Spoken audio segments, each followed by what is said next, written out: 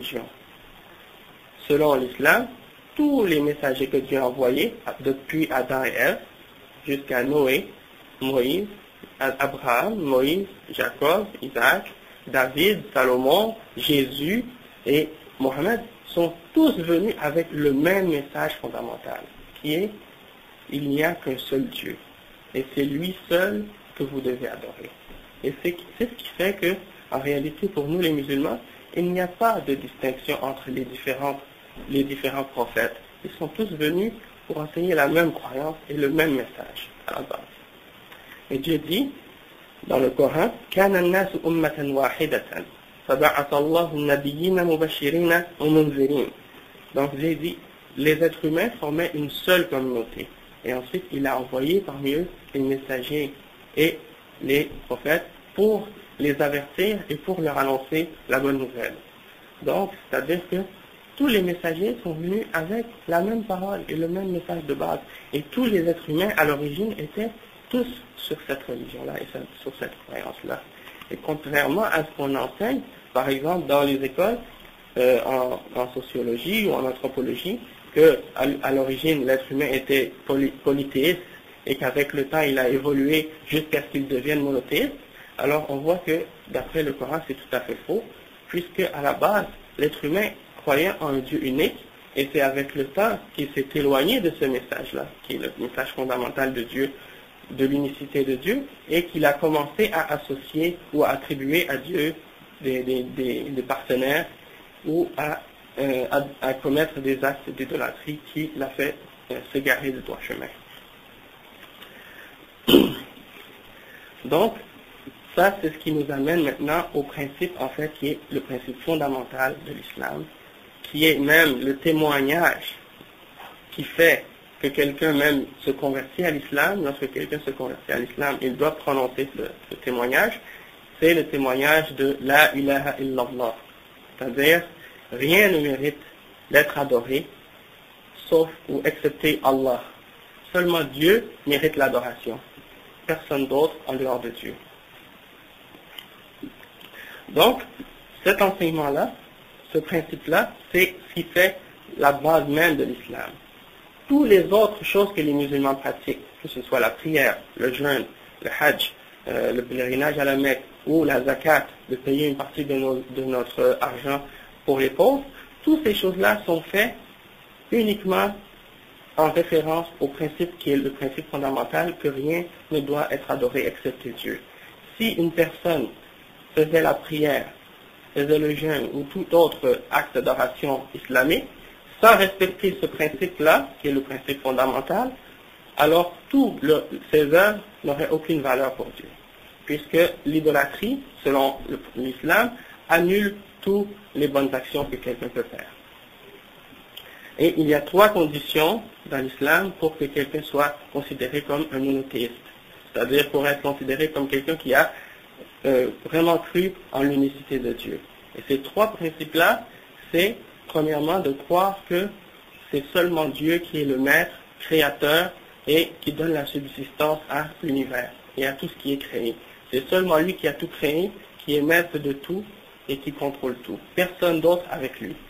Ça, c'est le premier principe. Le deuxième principe, c'est qu'il ne faut pas donner à Dieu les attributs de sa création. Et il ne faut pas donner à la création ou à la créature des attributs divins. Et ça, c'est ce qui nous fait comprendre que, par exemple, on ne peut pas décrire un être humain en lui donnant des attributs divins. Si on faisait ça, ça veut dire qu'on a mis quelqu'un au même niveau, un être humain au même niveau que Dieu. Si par exemple je vous disais que je suis infaillible, que je suis omnipotent, que je vois tout, que j'entends tout, que je sais tout, alors ce serait vraiment un blasphème. Si je prétendais ici être Dieu, ou d'avoir le pouvoir de tout savoir ce qui est dans vos cœurs maintenant, j'aurais certainement fait un blasphème envers Dieu.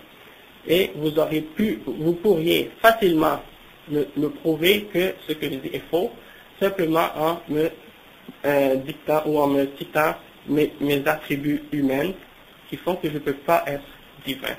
Par exemple, le fait que je dois manger, je dois boire, je dois dormir, toutes ces choses-là font que je ne peux pas être Dieu, je ne peux pas être celui qui a tout créé l'univers. Je mange, je dors, je vais aux toilettes.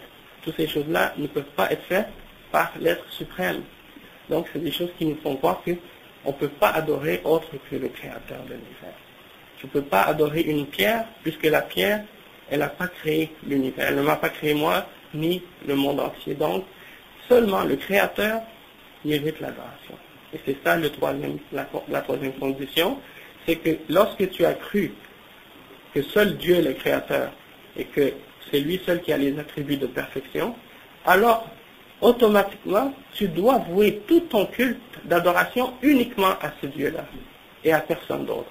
Tu ne peux pas demander l'intercession de passer dans ton adoration pour adorer Dieu par un être humain ou par un saint ou par une idole ou par une image, mais tu dois demander à Dieu directement, sans passer par aucune forme d'intermédiaire ou de demander à Jésus ou à Marie ou à Saint Joseph ou à la Sainte Vierge ou à quiconque autre. Parce que seul Dieu a le pouvoir de répondre à tes prières.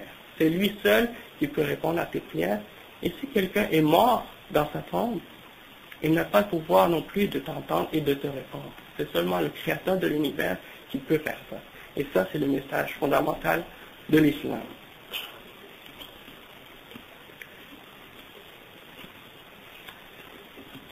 Bon, maintenant, dans l'exemple de la vie du prophète Mohammed, sallallahu alayhi wa sallam, qui est le dernier prophète que Dieu a envoyé à l'humanité, qui est venu compléter le message des prophètes qui sont venus avant lui et non l'abolir. Alors, dans sa vie, on voit l'exemple du combat de l'idolâtrie et de la destruction des idoles. Toute sa vie, il a passé 13 ans à la Mecque à enseigner aux hommes que seul Dieu mérite d'être adoré. Et il s'est limité à ça uniquement. C'est-à-dire, avant même d'avoir parlé de la prière, du jeûne, avant même d'avoir parlé de l'interdiction de l'alcool, de la fornication ou de tous les autres péchés, il a commencé et il s'est concentré sur le monothéisme. D'expliquer aux hommes que seul Dieu est le maître et le créateur de toutes choses, et donc seulement celui-là mérite d'être adoré. Tu n'as pas à te prosterner au soleil, à la lune, aux étoiles, aux idoles, aux statues, aux images, aux saints, aux hommes ou n'importe quelle autre créature. Seulement le créateur mérite l'adoration.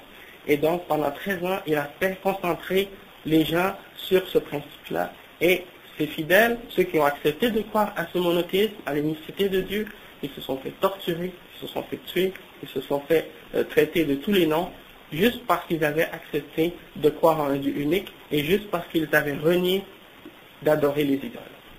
Ils ont subi toutes ces punitions, tous ces châtiments par les gens, toute cette humiliation des gens parce qu'ils ont refusé de faire aucune forme d'idolâtrie. Et lorsque plus tard le prophète a fait son hégire à la Mecque, à Médine, eh bien là le nombre des croyants a augmenté et Dieu lui a donné un grand nombre de fidèles, et donc lorsqu'il a eu la capacité, il est retourné à la Mecque et il a conquéri. Et la première chose qu'il a fait lorsqu'il est arrivé à la Mecque, c'est pas de se déclarer le chef et de prendre le pouvoir ou de se montrer fier, non, c'est de détruire une par une toutes les statues, toutes les idoles qui étaient installées autour de la Kaaba à la Mecque, et de les détruire une par une en disant la vérité est venue et le mensonge est parti, certes ce qui reste c'est la vérité. Et il a détruit chaque idole une par une. Une autre spécificité de l'islam, après avoir compris maintenant que l'islam enseigne le monothéisme et l'unicité de Dieu, c'est de comprendre que